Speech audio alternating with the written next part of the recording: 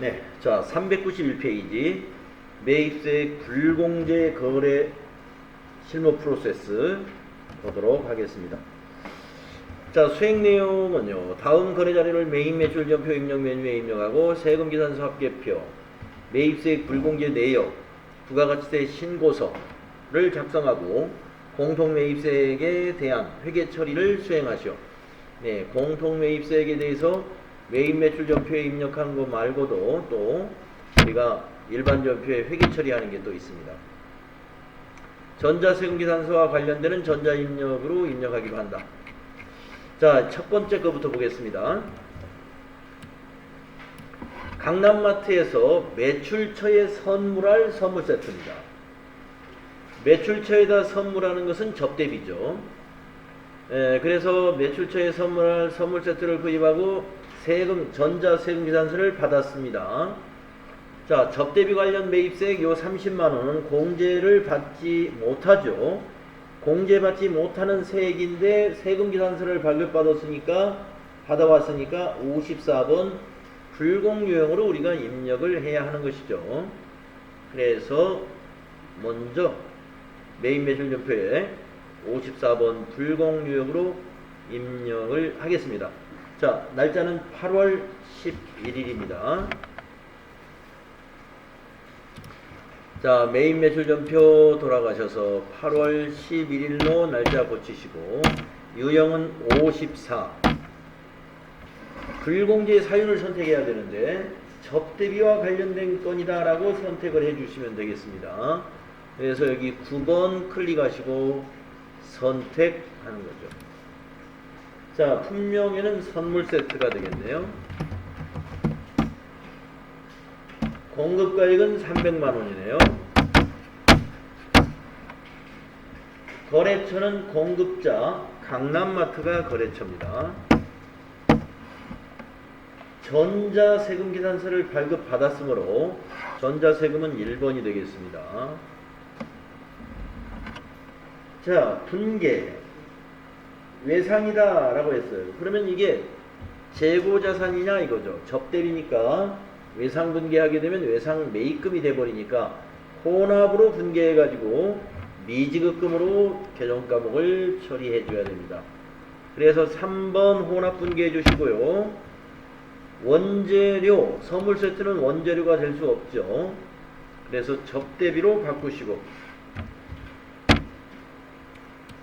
매출거래처니까 813번 판매관리비 접대비입니다. 그 다음에 두 번째 줄로 내려와서 대변이 미지급금 253번이고요. 금액은 330만원이 되는 겁니다.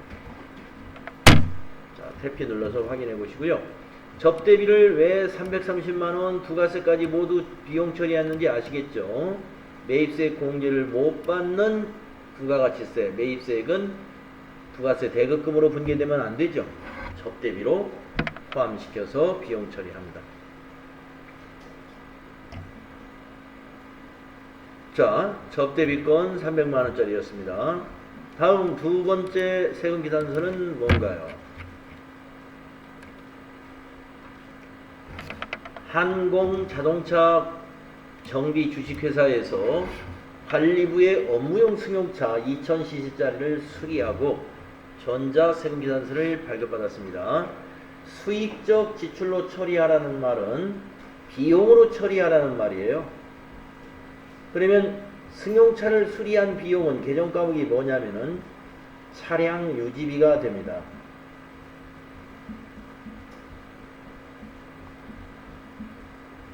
수익적 지출로 처리하는 것과 자본적 지출로 처리하는 우리 유형자산의 취득 후 지출에서 공부했었죠. 자본적 지출이다 그러면 자산으로 처리하라는 얘기고, 수익적 지출이다 그러면 비용으로 처리하라는 얘기인데, 승용차 수리한 것은 비용 계정 과목이 차량 유지비입니다. 이런 거. 자, 비영업용 승용차의 수리나 취득과 관련된 매입세액은 공제받지 못합니다. 자, 공제받지 못한 매입세액 후 세금 계산서는 유형을 54번으로 입력을 하는 것이죠. 자, 8월 12일로 입력하겠습니다. 자, 메인 매출전표 날짜 12일로 고쳐주시고 유형은 54번. 이번에 사유는 3번입니다. 비영업용 소형 승용차 구입 및 유지. 선택하시고 품명에다가 타이어 교체.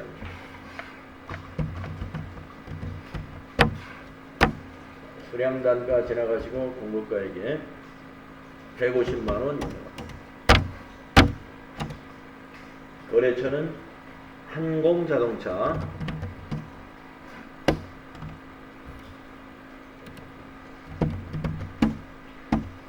전자세금계산서이므로 1번 전자 입력해 주시고, 분계 역시 밑에 외상으로 되어 있지만 원재료가 아니니까 외상 분계하면 안 되고요. 혼합으로 해주시고, 원재료가 아니므로 차량 유지비로 개정 과목을 고쳐야 됩니다. 차량 유지비인데 이게 관리부 차란 말이에요.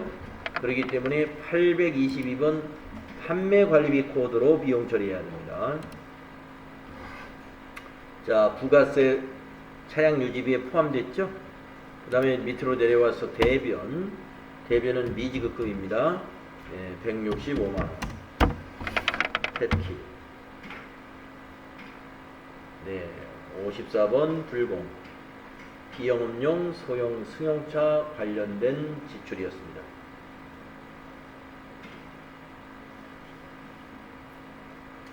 자, 이번에는 세 번째 건데요.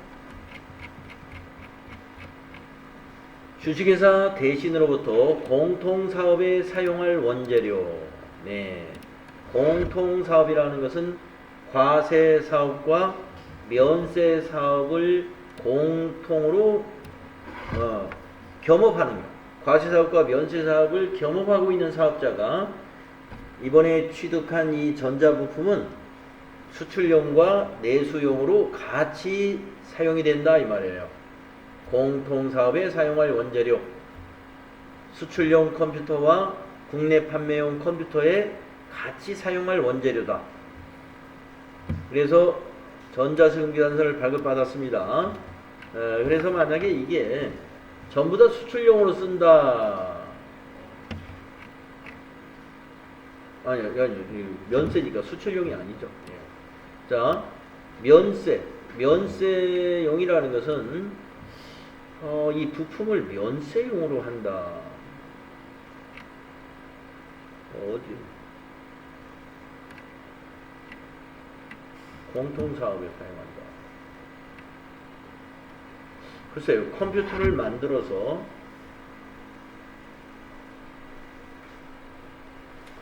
이 원재료가 면세사업과 과세사업에 공통으로 사용된다.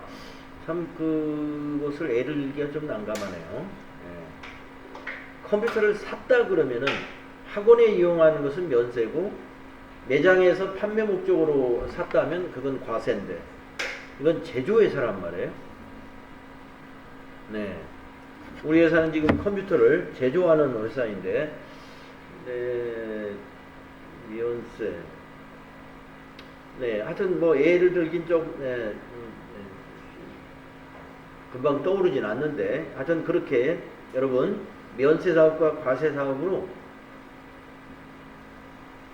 생산할 부품을 매입했다 이런 얘기입니다. 자, 그냥 그렇게 받아들이시고, 그러면은 안분계산이 필요하다 이거예요. 이거는 안분계산. 일단은 말이죠. 요걸 입력할 때 불공으로 입력을 하겠습니다. 자, 8월 13일자 메인 매출전표에 입력합니다. 메인 매출전표 날짜를 8월 13일로 해주시고, 유형은 54번 불공으로 하는데, 여기는 유형이 4번이 아니라 5번입니다. 공통매입세액 안돈계산서분. 면세사업과 관련된 분은 아예 전부 다 불공이에요. 100%. 근데 이거는 지금 일부는 면세사업에 쓸 거고 일부는 과세사업에 쓰겠다는 원재료입니다. 그렇기 때문에 공통매입세액 안분계산이라는 걸 해야 되는 내용이거든요. 그러니까 4번이 아니라 여기서는 5번을 찍어주세요.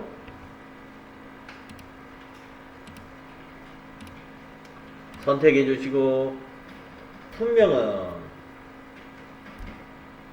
전자부품이죠. 전자부품. 수량단가 없고 공급가액은 1000만원입니다.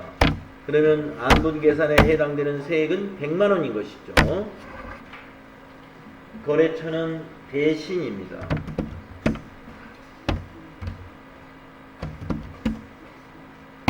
그리고 전자세금은 1번입니다. 그리고 분계는 외상으로 샀어요. 이거는 원재료이기 때문에 외상분계 가능하죠. 그래서 2번 외상분계 하시면 외상 매입금 맞습니다. 1100만원. 원재료 맞습니다. 원재료. 차변의 원재료 자산 증가, 대변의 외상 매입금 부채 증가인데 이 100만원 모두 매입세 공제를 못 받는 걸로 불공으로 처리했단 말이에요. 그러나 우리가 안분 계산이라는 것은 과세분을 따로 계산해 가지고 이 원재료에서 과세에 해당되는 것이 만약에 이 100만원 중에서 50만원은 과세분이다라고 하면은 이 원재료에서 빼줘야죠. 50만원을. 그래서 대변에 원재료가 가는 거고, 공제 받으려면 차변에 부가세 대급금이라고 기록해야죠. 그래서 부가세 대급금 50만원. 이 50만원인지 얼마인지는 안분 계산을 해봐야 알아요. 그래서 이 분계가 나중에 추가로 우리가 해야 돼요. 뭐를 하고?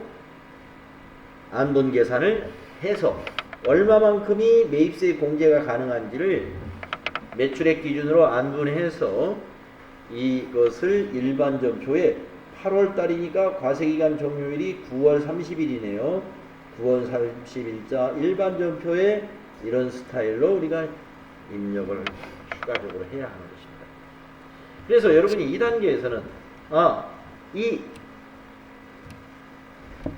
매입세과 과세사업과 면세사업에 공통으로 사용하는 것을 불공으로 처리했으면 그 부가세 100만원이 다 어디에 들어가 있는가를 알고 계셔야 된다. 부가세 100만원이 원재료에 들어가 있다 이거죠. 그래서 나중에 정리할 때는 원재료에서 빼주는 분계를 해줘야 된다. 네. 이해가 되셨죠? 자, 다음 문제를 보겠습니다. 그래서 4번에서 이런 문제를 냈습니다. 공동매입 안분계산 자료에 의하여 공통매입세액의 안분계산을 하고 거기에 따른 회계처리를 하시오. 여기에 따른 회계처리는 아까 말씀드린 원재료에서 빼주고 부가세 대급금 차변에 잡는 그런 분계를 말합니다. 그래서 안분계산은 7월부터 9월 2기 예정 과세 기간에 이 과세 표준을 가지고 합니다. 이게 바로 매입 매출 과세분과 면세분의 합계 공급가액이에요. 이게 합계 공급가, 여기 합계라고 써 있죠. 그 중에 면세분이 2억, 과세분이 3억입니다. 그러니까 5분의 1은 공제 못 받지만 5분의 3은 공제 받아야 되겠죠. 100만원에 5분의 3 하면은 60%인가요? 예. 그러면 60만원. 100만원의 60%는 60만원은 이제 원재료에서 빼가지고 해줘야 될 거예요. 그런데 이게 지금 숫자가 간단하니까 암산으로 금방 나왔습니다. 근데 이거를 우리가 암산으로 하지 말고 안분 계산을 해야 돼요. 어떻게 하는지 들어가서 보도록 하겠습니다. 자, 그 다음에 여기 주의해 보시면 입력되어 있는 매출 데이터는 무시하라 라고 되어 있습니다. 그리고 주어진 자료에 의해서 안분해라. 주어진 자료가 바로 이거예요. 매출이 이렇게 일어났다고 가정하고 이 데이터를 넣어서 안분해라 이겁니다. 매입가액은 안분 대상은 요 7월부터 9월분의 매입, 아까 그 100만원짜리 있죠? 1000만원에 100만원짜리 이것을 불러오면 되겠습니다. 자, 어디로 가시느냐? 전체 메뉴 가셔가지고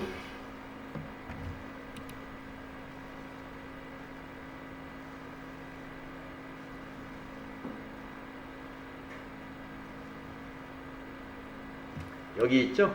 매입세액 불공개 내역이라는 부속 서류가 있어요. 자, 그러면 매입세액 불공개 내역을 가지고요. 7월부터 9월이라는 과세기간을 입력하시고, 우리가 공제받지 못할 매입세액 54번에 들어와 있는 것이 뭐뭐 들어와 있나 보세요. 비영업용 소형 승용차 자동차 구입, 아까 타이어 교체한 거 150만원 여기 들어와 있죠. 그 다음에 접대비와 이와 유사한 비용, 아까 300만원 매출거래처 그 선물 세트 300만원 산 거 여기 들어와 있죠. 그 다음에 밑에 보시면 공통매입세액 안분계산 34,000원이네.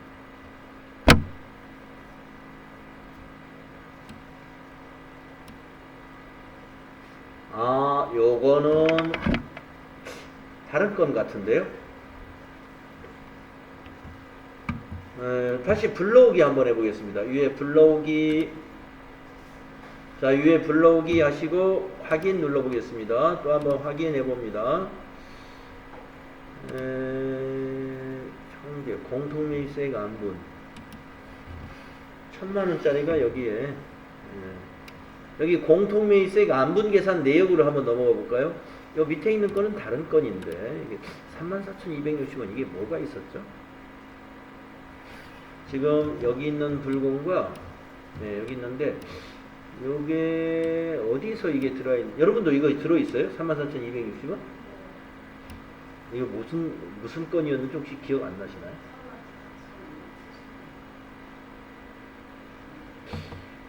이게 뭐였죠? 하여튼 기억이 잘 안 나고. 자, 우리는 지금 이거 안분계산 이 자리에서 해야 됩니다. 3번 여기. 3번 탭 공통매입세액 안분계산 내역, 여기서 안분계산을 해야 됩니다. 이 문제 해결은, 지금 우리가 하는 문제는.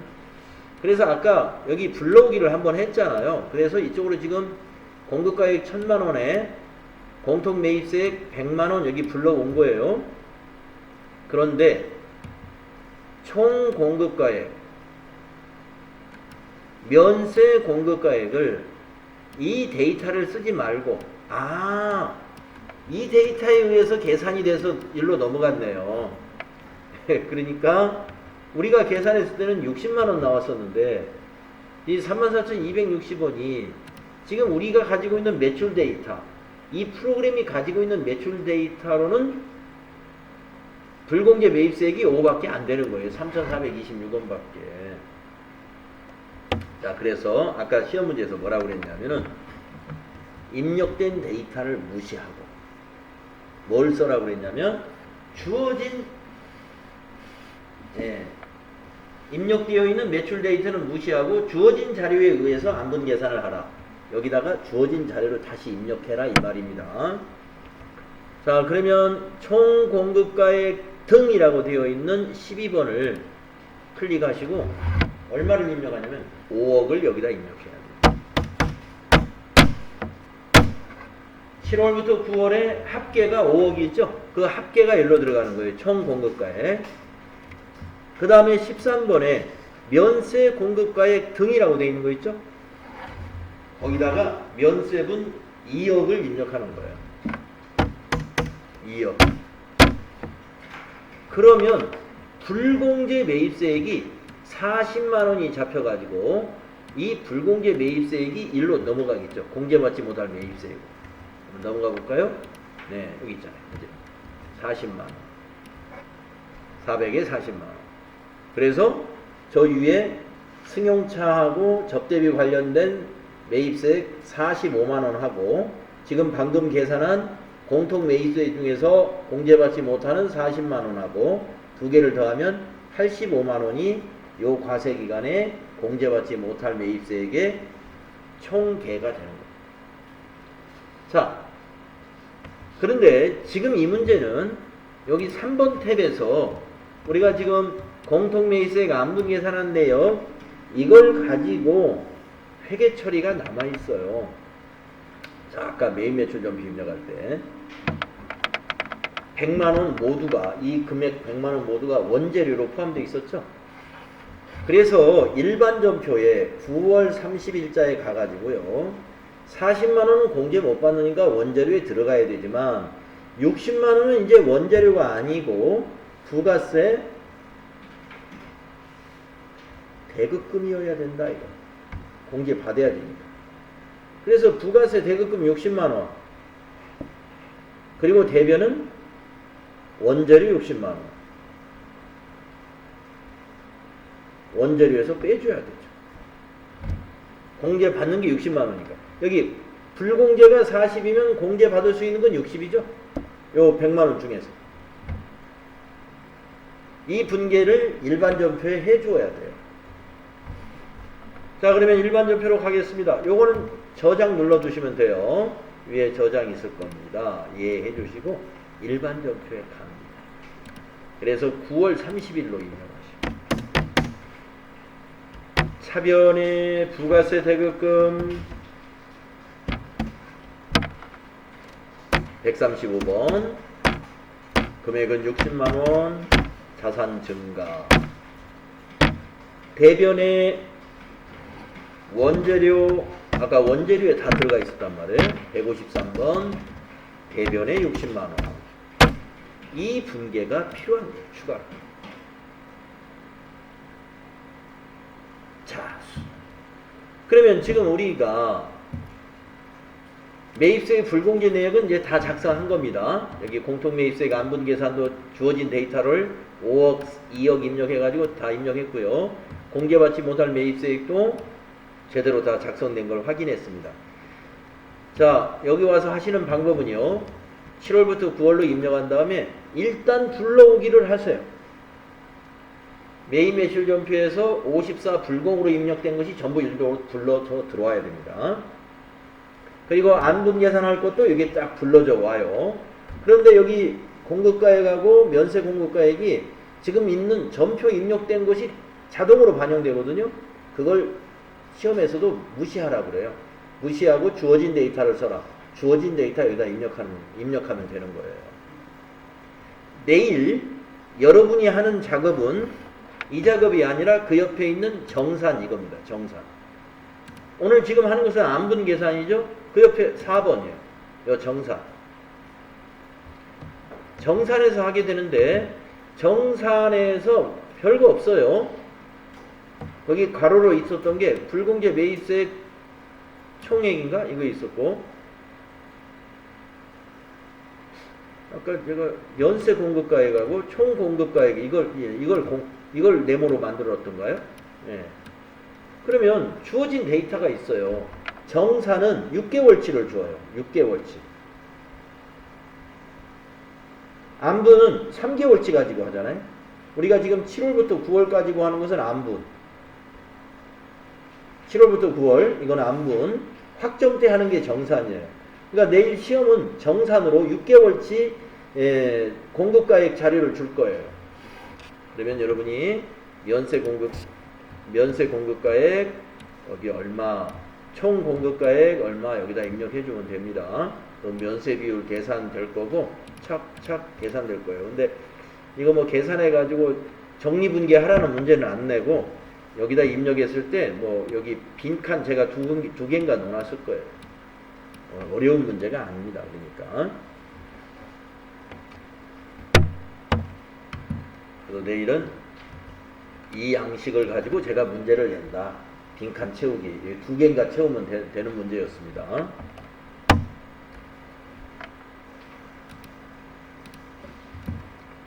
우리가 이 책에서는 지금 정산은 문제가 아직 안 나왔어요. 뒤에 나올는지는 모르겠는데 이 문제는 안분계산 문제입니다. 안분계산은 보다시피 이렇게 3개월치 총 공급가액 이거 면세분 이걸 말하고 과세분은 이걸 말하는 거예요. 안분 대상 세금이라는 건 뭐예요? 안분 대상 매입세액이라는 건 이거 세액을 말하는 거예요. 100만 원이 여기서는 안분 대상이죠. 자, 그러면 수행 결과 한번 보겠습니다. 자, 매입매출전표에 우리가 처음 거 접대비 관련된 거 54번 불공으로 입력했습니다. 분계를 혼합으로 했었죠. 접대비 미지급금 처리했습니다. 그 다음 두 번째 세금계산서 54번 불공으로 했죠. 타이어 교체한 거. 분계 혼합으로 했습니다.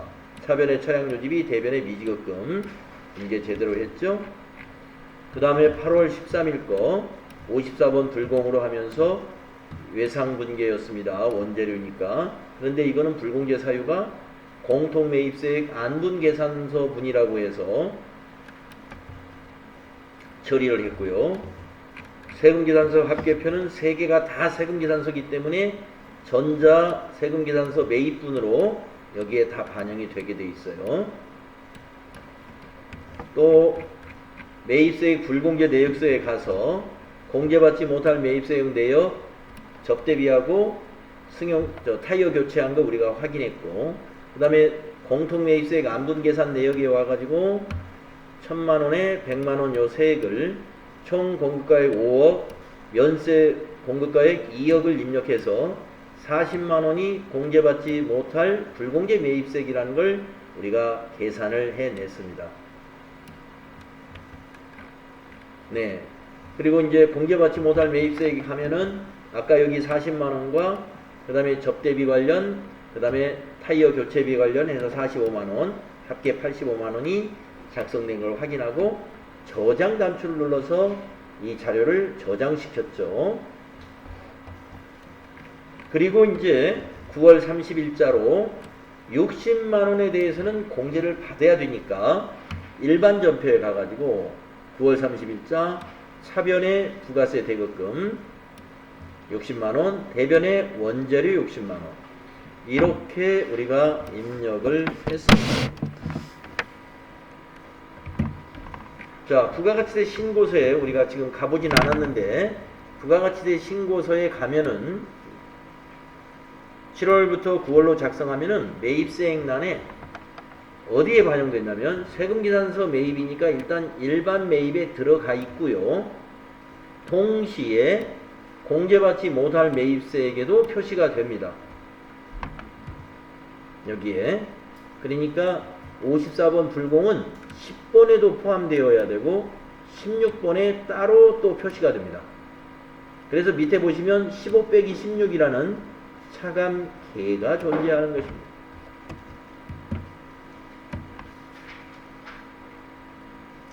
그래서 공제받지 못할 매입세액은 85만원으로 나타나 있을 거예요. 한번 부가가치세 신고서를 보도록 하겠습니다.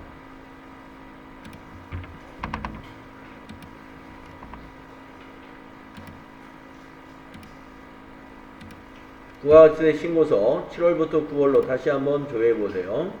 불러오시겠습니까? 했을 때는 아니요 해가지고 다시 작성해 주시고요. 여기 매입세액란을 보시게 되면은 일반 매입 요 10번에도 들어가 있습니다. 요 8,000에 660 그리고 동시에 공제받지 못할 매입세액 16번에도 들어가 있습니다. 850에 85만원. 그래서 밑에 보시면 15 빼기 16 공제받을 수 있는 매입세액은 요 나번에 있는 이것이 공제받을 수 있는 매입세액이에요. 877만 6천원. 15는 위에 있는 거 전부 더한 거죠. 전부 더한 거에서 85만원을 뺍니다. 매입세액의 구조를 잘 알아두셔야 돼요.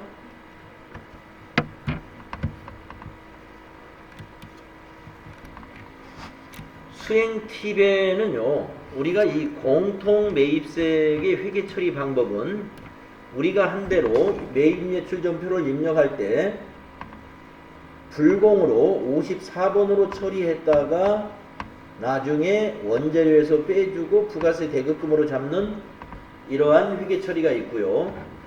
또 하나의 방법은 과세 매입으로 51번으로 전부 매입세 공제 받는 것처럼 이렇게 회계 처리했다가 공제 받지 못할 것만 원재료로 더해주고 부가세 대급금에서 빼주는 이란과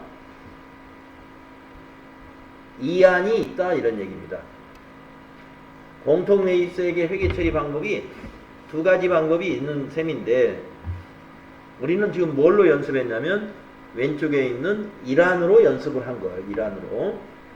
그래서 여러분도 이런 문제를 시험에서 만나면 이안은 신경 쓰지 말고 이란으로 불공 처리했다가 전부 원재료로 전부 세금을 포함시켜 놨다가 나중에 공제 받을 수 있는 거 따져봐 가지고 부가세 대급금으로 원재료에서 빼 가지고 대체시키는 이 분계 하나로만 집중적으로 연습하시면 돼요.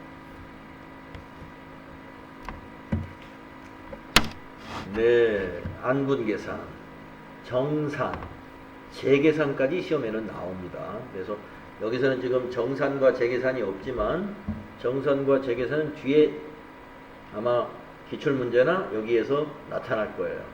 그때 같이 또 해보도록 하겠습니다. 다음은 부동산 임대사업자의 부가가치세 신고. 네. 예. 네네. 예. 그거 나옵니다. 그것이 부동산 임대사업은 안 내죠? 이번 내일 시험에. 예. 그러면 요거를 뒤로 미루고, 예. 내일, 간조임대로 요거는 시험 문제 제가 내일 문제에 안 나올걸요, 이게? 힌트에? 없었죠? 네. 자, 그러면은 대손세의 공제신고서 작성. 내일 이제 대손세 공제신고서를 작성하라고 거래를 3개를 줄 거예요, 제가.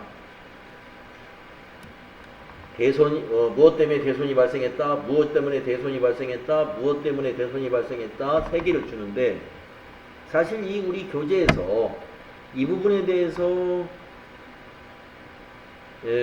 자세하게 정리된 것이 없어가지고 제가 힌트를 아주 강력하게 주었습니다. 자, 3개 안에 대해서 이것은 된다, 이것은 안 된다, 이것은 뭐 된다, 이런 식으로 분명하게 힌트를 제공했어요. 그러니까 된다는 건 뭐냐면 대손세 공제가 가능하다 하는 거예요. 힌트에 이러이러한 사유는 된다, 이런 사유는 안 된다, 아주 정확하게 주었으니까 내일 이거 6번 문제 하실 때 힌트를 꼭 보아야 돼요. 그래가지고 그걸 보고 대손 기준일, 대손 확정일, 대손 금액, 대손 세액, 거래 상대방의 상호, 이것을 정확히 입력만 하면 돼요. 입력하는 게 아니라 종이에 쓰는 거고요. 뭐 종이에 쓰는 거 대신에 입력도 해봐야 되겠다. 그러면 한번 여기 있는 책에 있는 거 몇 페이지에 있나요? 401페이지, 405. 자, 그러면 405페이지로 한번 뛰어가 보겠습니다.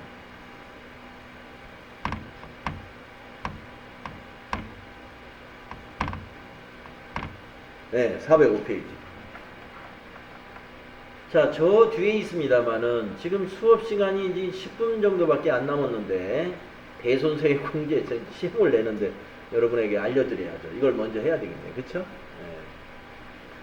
자, 대손세 공제 대상자의 부가가치세 신고 보겠습니다.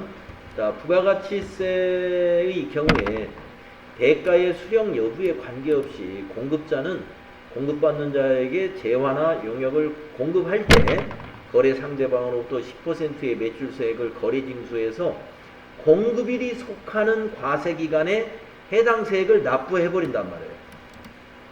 외상매출한 것도. 그러니까 사실은 외상매출한 것이 해당 과세기간에 그 납부기일에까지 다 외상대금이 다 들어오는 게 아니에요. 그러나 일단 세금은 내야 됩니다. 따라서 외상거래일 경우에도 일단 공급자는 10%의 매출세액을 납부할 수밖에 없단 말이에요. 확정신고 기한까지 납부를 해야 되니까. 모든 외상대금이 확정신고 기일까지 다 들어오는 게 아니다 이거죠. 그런데 그 못 받은 것 중에서 거래처가 파산을 했대요. 아니면 부도가 났대요. 이러한 사유 등으로 해서 외상대금을 회수할 수 없게 되는 경우에는 해당 외상대금에 대해서 미리 납부한 매출세액은 어떻게 해요? 국세청에서 그건 빼줘야 되겠죠? 그것을 우리가 대손세액 공제라고 한다. 대손세액 공제.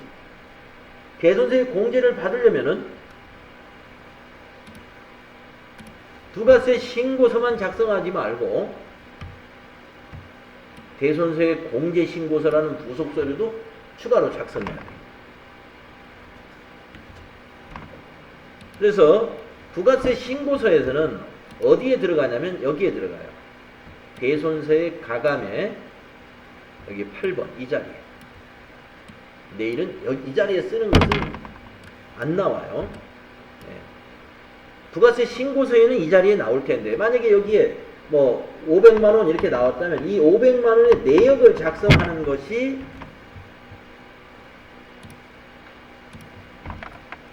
대손세 공제 신고서다 이거. 그래서 내일은 제가 3건을 줄 거예요. 대손세 공제 신고서에 작성해야 되는 것이 3건인데 힌트를 읽어보면 하나는 대손 사유가 안 돼요. 그러니까 아예 작성도 하지 말아야 돼요. 네. 작성 안 하면 그냥 맞는 거예요. 이거 하나는. 그 힌트를 보면 알 수 있어요. 이러면 대손 사유가 안 된다. 대손 사유 안 되는 것을 대손세 공제 신고서 작성하면 안 되겠죠. 그러니까 하나는 3개 중에 하나는 아예 작성도 하지 말고 힌트를 보면 2개는 해당이 돼요. 2개를 작성하셔라. 자, 그러면 우리는 지금 이 문제 책으로 돌아와서 자, 매출에 대한 대손 처리, 대손 사유는 이럴 거예요. 채무자가 파산이나 강제집행이나 형을 집행당했거나 또는 사망이나 실종, 행방불명, 사업의 폐지, 뭐 여러가지 이런 상법상, 수표법상, 어음법상 이러한 사유들로 인해서 구체적으로 따지면 굉장히 복잡합니다. 그래서 이런 사유가 복잡하고 하기 때문에 제가 힌트를 많이 줬어요. 자, 대손세 공제 시기는 확정신고 때만 대손세 공제를 받습니다. 애정신고 때는 하는 게 아니에요. 그러니까 내일 문제를 낼 때는 확정신고로 문제를 내겠죠. 자, 대손 확정일이라는 거, 대손 확정일이라는 거, 내일 이제 작성하실 때 여러분 그 양식에 대손 확정일도 작성할 것이고 대손 기준일도 쓸 거예요. 그러면 대손 기준일과 대손 확정일 차이가 뭐냐? 자, 대손 확정일은 여기 사유별로 다르죠. 만약에 파산인 경우는 채권 배분 통지를 받은 날, 민사법에 의해서 강제로 재산이 압류된 강제 집행인 경우에도 마찬가지로 채권 배분 계산서를 통지를 받은 날이 대손 확정일이에요. 그 다음에 회사 정리법에 의해서 회사 정리 계획 인가다. 그러면 법원에서 회사 정리 인가 결정일이 대손 확정일이고요. 사망이나 실종 선고는 사망일이나 실종 선고일이 대손 확정일입니다. 상법상의 소멸시효가 완성되는 경우는 그 소멸시효가 만료되는 날이 대손 확정일이에요. 그 다음에 만약에 부도가 난 어음이다 그러면 부도 발생일로부터 6개월이 경과한 때가 대손 확정일이에요. 그럼 내일 이제 대손에 해당되는 게 2개가 있다고 그랬습니다. 그 2개를 보면은 이 사유 중에 해당되는 것이 2개가 있을 거예요. 그래서 만약에 부도가 난 건이었다 그러면 그 부도 난 날이, 부도가 발생한 날이 여기서 말하는 내일 여러분에게 작성할 때 정확히 하라고 하는 부도가 발생한 날이 대손 기준일. 예. 그러면 대손 확정일은 여기 나와 있는 대로 지금 대손 확정일은 어떻게 되냐면 부도의 경우는 부도가 발생한 그 대손 기준일로부터 6개월이 경과한 날이에요. 그래서 대손 확정일 거기 설명 읽어보면 아 이거구나 딱 잡아낼 수가 있습니다. 자, 공제 요건은 대손세 공제를 받고자 하는 사업자는 부가가치세 확정신고서의 대손세 공제, 여기 신고서 내일 여러분 작성해야 되는 그 신고서와 대손 사실 또는 변제 사실을 증명하는 서류. 증명하는 서류는 세금계산서라든가 거래명세라든가 이런 거래가 있었다 하는 것을 같이 제출해야 됩니다. 자, 그러면 작성을 한번 해보죠. 대손소액 공제신고서, 그 다음에 또 거기에 따른 회계처리도 한번 해보겠습니다. 자, 대손소액 공제 대상자의 부가가치세 신고. 다음 거래자를 위하여 대손소액 공제신고서를 작성하고 대손소액 공제 및 대손채권에 대한 회계처리를 하고 부가가치세 신고서 작성을 수행하시오. 자, 부실전자는 부도로부터 부도로부터 그랬어요.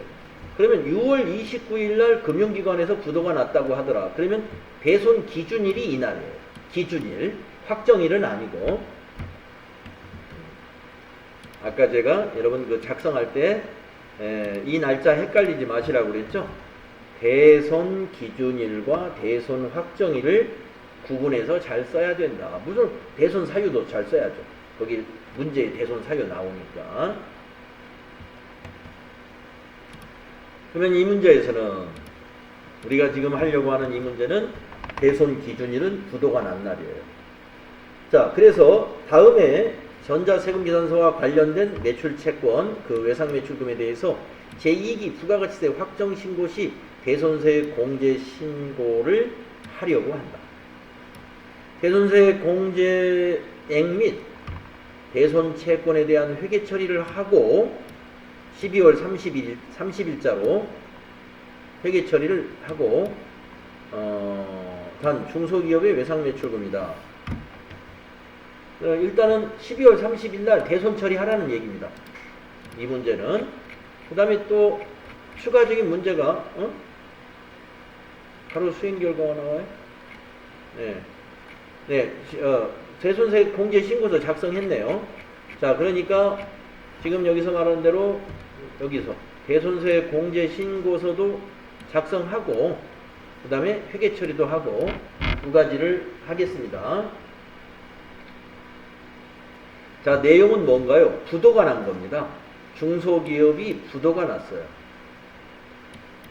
그러면 부도가 난 날로부터 6개월 후가 대손이 확정된 겁니다. 그럼 한번 볼까요? 6월 29일 날 부도가 났으면 7월 29일, 8월 29일, 9월, 10월, 11월, 12월이 6개월 차네요. 7, 8, 9, 10, 11, 12. 12월 29일까지고 그 다음날 12월 30일이 대손 확정일입니다. 왜 그러냐 하면은 아까 대손 확정일이 부도인 경우는 부도 발생일로부터 6개월이 경과되는 때, 경과된 것은 12월 29일이 경과돼야 되니까 30일 날이 되겠죠. 그래서 대손 확정일은 여기 있는 12월 30일이고 이 날짜로 뭐 또 해라? 대손 처리에 대한 회계 처리도 해라 이겁니다. 자, 그러면 한번 보겠습니다. 어떤 건이냐면은 작년도 12월 달에 660만 원의 외상 매출금이 있었어요. 660만 원의 외상 매출금이. 그런데 이것이 부실전자가 부도가 났습니다. 수표는 아니었네요. 외상 매출금이었네요. 하여튼 이 회사가 부도가 났어요. 그래서 그로부터 뭐 어음이라고 해도 마찬가지입니다. 외상 매출금도 그렇게 작성을 합니다. 자, 그러면 어떻게 했나 볼까요? 자, 여기 보세요. 대손세액 공제 신고서를 작성하는데 지금 언제 신고하냐면은 12월 달에 신고할 거예요. 12월에. 그래서 과세 기간이 어떻게 되느냐. 10월부터 12월. 대손 사유는 부도. 대손 기준일은 부도가 난 날 6월 29일. 대손 확정일은 6개월이 지난 날 12월 30일. 대손 금액은 이 대손 금액 여러분 주의하세요. 자, 대손 금액이라는 것은 합계 금액을 말해요. 합계 금액. 공급가액만 쓰면 안 돼요. 대손 금액은 합계가 오는 거예요. 그래야 대손세액이 60만원이 자동으로 반영이 됩니다. 자, 그러면 한번 작성을 해보겠습니다. 직접. 자, 여러분 대손세액 공제 신고서 한번 들어가 볼까요? 전체 메뉴에 가셔서 대손세액 공제 신고서 여기 들어갑니다. 가셔가지고 지금 이 건에서는 12월 달에 신고하니까 10월부터 12월로 입력합니다. 자, 이 대손 사유는 여기서 고르는 거예요. 부도 6월 되는 날이 지금 해당이 됩니다. 이 회사는 5번 선택하시고 부도 6월 되는 날. 내일은 종이에다 이렇게 쓰시면 돼요. 그 다음에 대손 기준일은 부도가 발생한 날입니다. 2021년 6월 29일에 부도가 납니다. 그래서 2021년 0629. 자, 대손 확정일 자동으로 입력되죠? 왜냐면 29일이 부도면 그로부터 6개월 다음 날을 지가 자동으로 딱 입력해줘요. 그러니까 여러분이 이 프로그램에다 입력을 해보면 자동으로 딱 계산이 되니까 그거 보고 쓰셔도 되고, 그냥 계산해서 쓸 수 있으면 그냥 계산해서 쓰면 됩니다. 그 다음에 중요한 게 이 대손금이에요. 대손금을 공급가액만 넣으면 안 돼. 그러니까 어떤 사람은 여기 세금계산서를 딱 보고 아, 이거 600만원이 대손금이다 생각하고 600만원을 여기다 입력하면 되면 어떻게 되냐면 대손세액이 54만 5,454원이 돼요. 대손세액이 60만원 나와야 되거든요. 그러니까 대손금은 세액을 포함한 것이 대손금이에요. 여기다 660을 입력해야 돼요. 그래야 대손세액이 60만원이 나옵니다. 이 내일은 뭐 코드는 안 넣어도 됩니다. 여기다 거래처는 넣어야 돼요. 그럼 여기는 이제 거래처가 있는 거니까 코드로 넣어야 되겠죠. 부실전자죠. 거래처를 말하는 거예요. 코드에다가 부실 검색하면 부실전자 왜 없을까요? 있을 텐데. 부실전자의 거래처.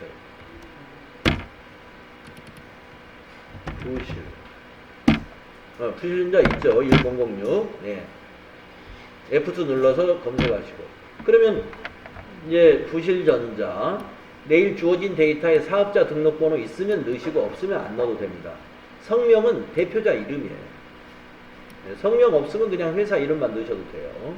그러니까 내일은 여러분이 대손사유도 쓰고 기준일도 쓰고 확정일도 쓰고 대손금도 쓰고 대손세액도 쓰고 거래처도 쓰고 사업자 번호 있으면 사업자 번호도 쓰고 성명이 있으면 성명도 쓰셔야 돼요.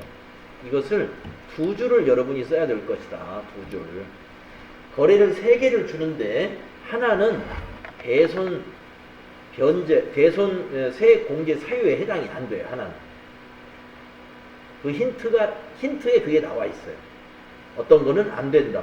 아, 힌트를 보시고 아, 이거는 안 되는구나. 하나를 걸러내시면 돼요. 그 하나는 무조건 쓰지 마시고 2개만 이렇게 쓰시면 돼요. 자, 마무리를 하겠습니다. 그러면 대손세액 공제 신고서는 이렇게 작성을 합니다. 그러면 부가가치세 신고서에 10월부터 12월로 가보겠습니다. 10월부터 12월로 조회를 하면은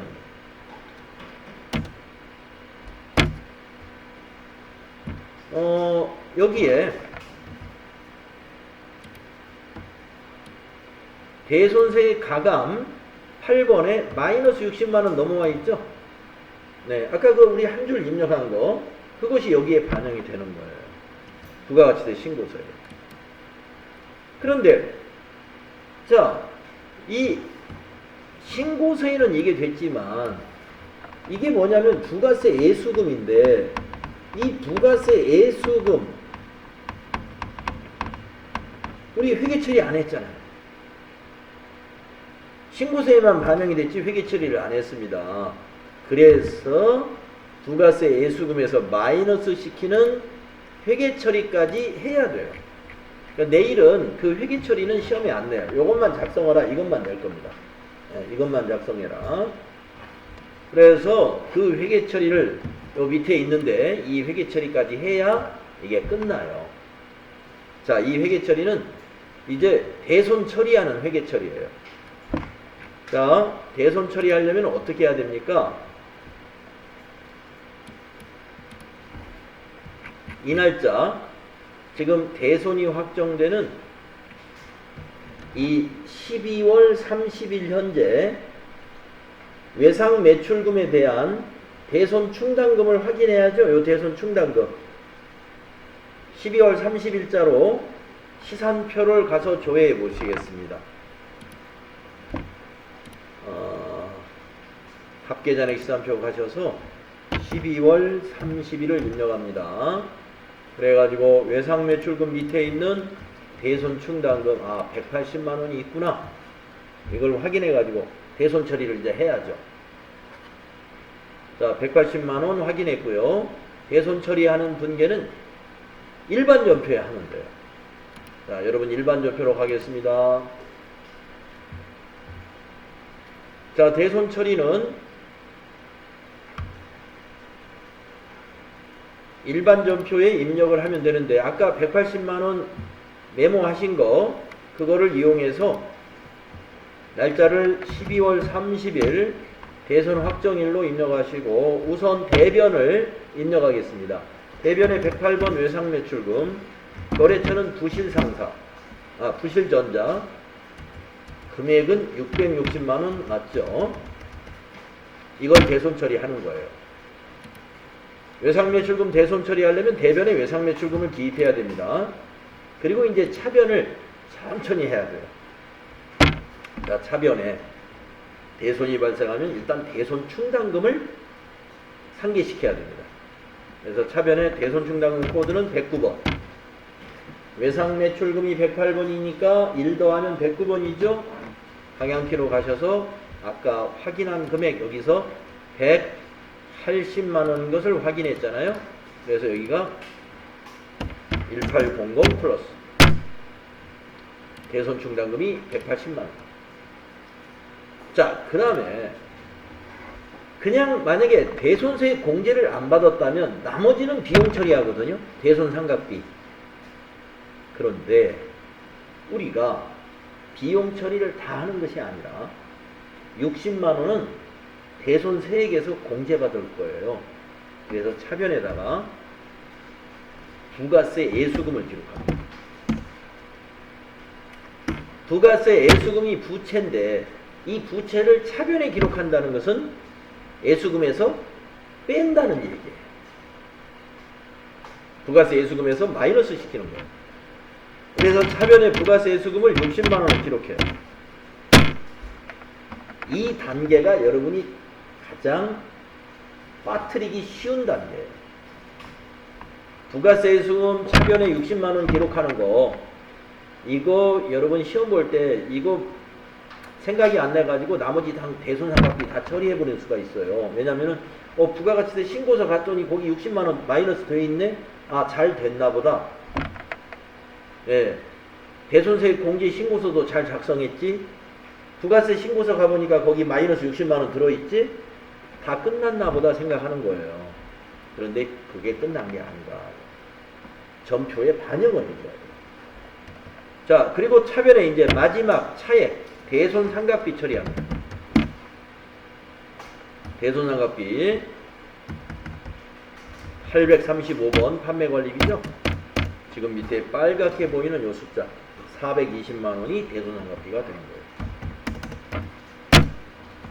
이 분계 대손 확정일에 하는 이 대손 처리 분계가 이 문제에서는 제일 틀리기 쉬운 부분입니다. 일반 전표에 나가는 대손 처리 분계. 내일 평가 시험에서는 요거는 안 돼요. 대손 처리 분계까지 하라고는 안 하고요. 대손서의 공제 신고서만 작성하라. 이렇게만 될 겁니다. 시험에서는 대손서의 공제 신고서 작성하는 문제가 나오면 여기까지 해서 마무리하는 거예요. 지금 하는 이거까지. TAT 2급 시험에서는 여기까지 해야 그 문제가 마무리가 되는 것입니다. 그래서 지금 뒤에 있습니다만은 이제 내일 우리가 보는 거 참 질문 아주 잘하셨어. 그래서 요거까지 했고요. 내일 시험에는 이것까지는 나오지 않지만 이거 작성하는 거 하게 된다.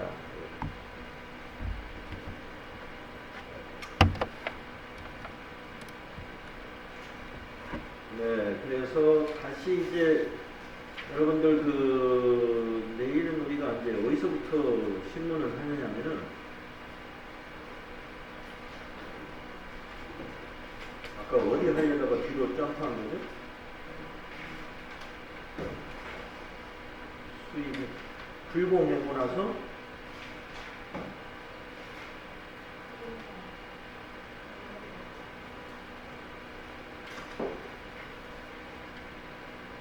네, 396페이지죠?